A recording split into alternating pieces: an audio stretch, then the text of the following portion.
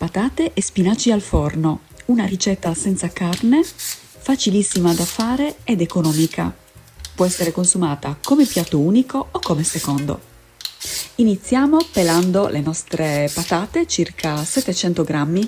Questa ricetta mi piace tantissimo perché è molto versatile, può essere adattata anche all'alimentazione vegana con una piccola modifica oppure anche ad una dieta, utilizzando al posto della panna lo yogurt greco. Ti farò vedere più avanti. E le tagliamo semplicemente a fette abbastanza sottili di circa mezzo centimetro. Portiamo ad ebollizione una pentola d'acqua e aggiungiamo il sale.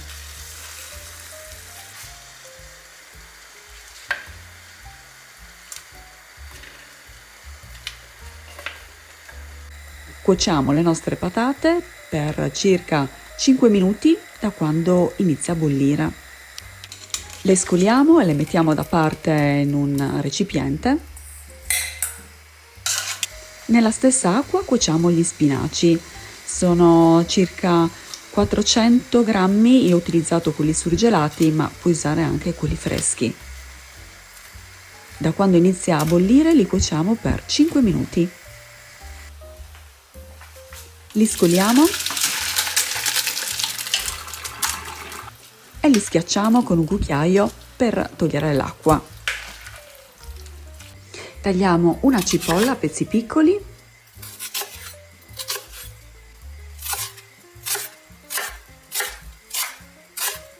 e tagliamo anche 2 spicchi di aglio.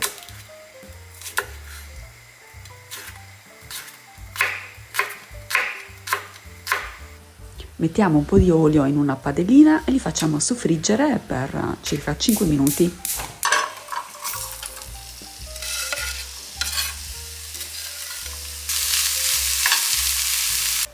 Nel frattempo accendiamo il forno a 200 gradi con il calore sopra e sotto. Aggiungiamo la cipolla agli spinaci. Aggiungiamo 400 ml di panna da cucina. Io sto utilizzando 2 confezioni da 200 ml ciascuna e le verso un po' alla volta. Esistono molte versioni di questa ricetta con la besciamella, però ho preferito usare la panna da cucina perché è più leggera e più veloce anche da preparare. Mescolo bene gli spinaci con la panna. Prendiamo una teglia per il forno di 30 cm di lunghezza e 20 cm circa di larghezza e aggiungiamo le nostre patate. Non vi preoccupate se alcune si rompono perché dobbiamo semplicemente creare la nostra base. Cerchiamo di disporle in modo da occupare tutti gli spazi vuoti.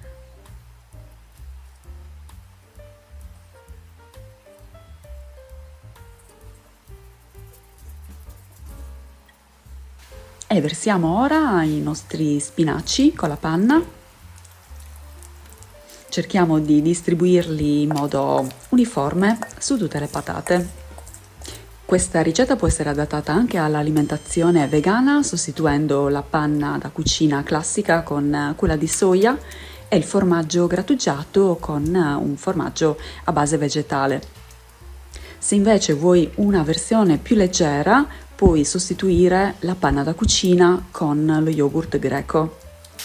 Versiamo ora il formaggio grattugiato, puoi utilizzare parmigiano o pecorino, quello che preferisci.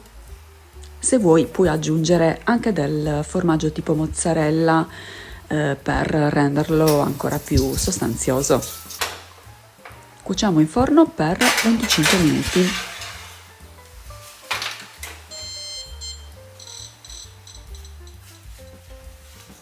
Questa ricetta è perfetta sia calda che fredda, può essere un piatto unico accompagnato da una insalata o un secondo o anche un contorno ad un piatto di pesce o di carne.